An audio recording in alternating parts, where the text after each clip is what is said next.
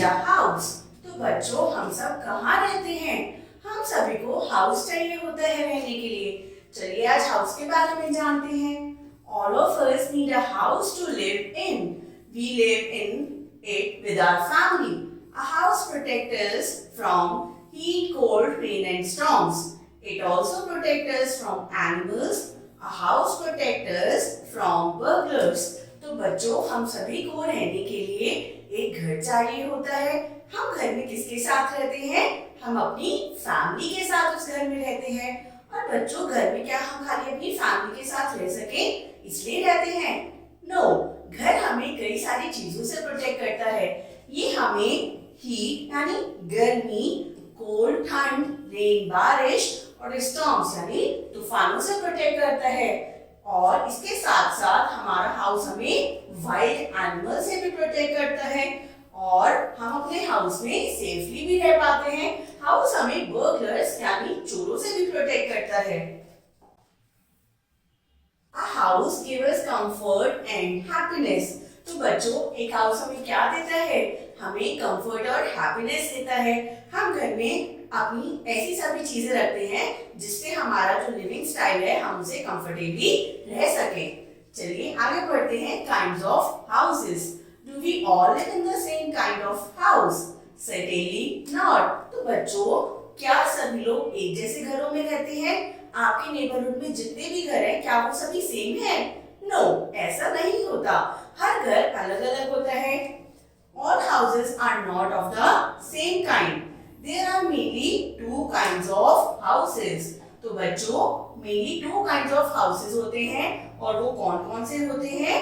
Number 1 is कच्चा house and number 2 is पक्का house. तो बच्चों पहला होता है कच्चा हाउस और नंबर 2 होता है पक्का हाउस। लेकिन चलिए कच्चा हाउस पक्का हाउस क्या होते हैं इनके बारे में जानते हैं। Number 1 kachcha house. Kachcha houses are temporary houses. They are made up of mud, straw, bamboo leaves, etc. Such type of houses are found in villages. तो बच्चों जो टेम्परेरी हाउसेस होते हैं उन्हें हम कहते हैं कच्चा हाउस। और ये किन किन मटेरियल्स के बने होते हैं? ये बने होते हैं स्ट्रॉ, मड, बैम्बू और लीव्स के। और बच्चों हम इन घर को अधिकतर कहाँ देखते हैं? We find them in villages. आपने अपने विलेजेस में देखा होगा कि घर कैसे बने हुए होते हैं? बैम्बूज के, मड के और कई लोग तो गोबर के उपलों से भी घर को बना लेते हैं। बच्चों इन हाउसेस को हम टेम्परेरी हाउस क्यों कहते हैं? क्योंकि अगर कोई स्टॉर्म आता है यानी तेज तूफान आता है या जब तेज हवा चलती है तो ये घर इजीली गिर जाते हैं यानी खराब हो जाते हैं। इसलिए इन घर को कहा जाता है कच्चा हाउस। अब जानते हैं पक्का हाउस। पक्का हाउसेस। पक्का houses are permanent houses. They are made up of bricks, cement, steel and wood. पक्का houses are built in cities and towns. तो बच्चों पक्का हाउस कैसे होते हैं? जो परमानेंट होते हैं। ये स्ट्रॉन्ग मटेरियल्स जैसे कि ब्रिक्स, सीमेंट, स्टील और वुड के बने हुए होते हैं। और ये घर हमें अधिकतर बच्चों कहाँ देखने को मिलते हैं? In cities and towns. आप ये देखिए, आप बताइए कि आपका घर कच्चा हाउस है या पक्का हाउस? तो बच्चों पक्का हाउस क्यों कहलाए जाते हैं और ये परमानेंट क्यों होते हैं? क्योंकि ये स्ट्रॉन्ग मटेरियल्स के बनते हैं जिनका स्टॉर्म्स कुछ नहीं बिगाड़ पाते हैं। चाहे तेज हवाएं चलें, तेज बड़े से बड़े तूफान आ जाएं, इन घरों को कोई हार्म नहीं पहुंचता है।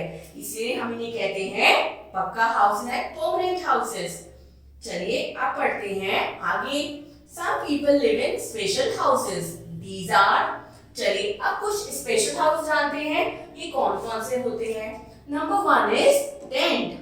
Tent it is made up of canvas cloth. तो बच्चों आपने देखा होगा कि सर्कस के पास लोग क्या लगा लेते हैं? टेंट लगा के रहते हैं। ये कभी कभी हम जब पिकनिक मनाने जाते हैं वहां भी हम एक स्मॉल टेंट लगाते हैं। ये किसका बना होता है? ये होता है कैनवस क्लॉथ का। और जब हम वहां से शिफ्ट होते हैं तो हम इजीली इस टेंट को फोल्ड करके बैकपैक में रख के कहीं और जा सकते हैं। Next is house boat. It floats on water.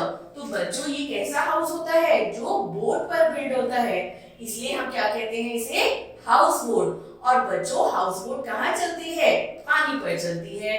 Next is caravan, it moves on wheels. तो बच्चों जो घर व्हील्स पे चलता है उसे हम कहते हैं caravan. Next is igloo, it is made up of snow. तो बच्चों इग्लू एक स्पेशल काइंड ऑफ हाउस होता है जो स्नो का बना हुआ होता है, यानी ये पूरा घर बर्फ का बना होता है। और जहाँ बहुत ज्यादा ठंड पड़ती है वहाँ लोग इग्लू में रहते हैं क्योंकि इग्लू के अंदर उनको वार्मथ मिलती है। There are many rooms in a good house। चलिए अब हम गुड हाउस में रूम्स के बारे में जानते हैं। We entertain our guests in drawing room। हम अपने गेस्ट को बच्चों कहाँ एंटरटेन करते हैं? Drawing room. We sleep in the bedroom। We cook food in the kitchen। We study in the study room।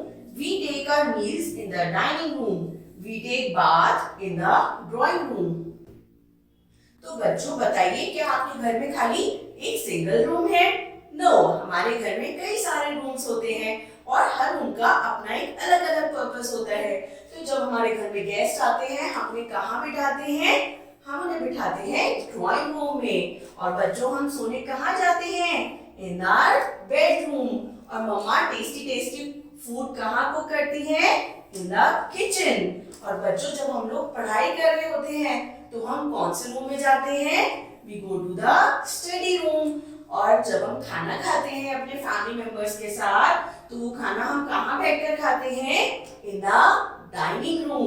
अब बच्चों खाने के लिए भी एक स्पेशल प्लेस होती है जिसे हम कहते हैं bathroom. A good house has many windows and doors। We get fresh air and sunlight through them। Fresh air and sunlight are good for our health। तो बच्चों एक अच्छा घर कौन सा होता है? जिसमें खूब सारी विंडोज और डोर्स होते हैं और इन डोर्स और विंडोज में से क्या आती है? गुड अमाउंट ऑफ सनलाइट और खूब सारी फ्रेश एयर। ये दोनों ही चीजें हमारी हेल्थ को अच्छा रखने में हेल्प करती हैं। तो बच्चों जल्दी से बताइए आपको घर के बारे में जान के कैसा लगा? और अब अपने घर के बारे में एक छोटा सा ऐसे भी लिखिए। Thank you.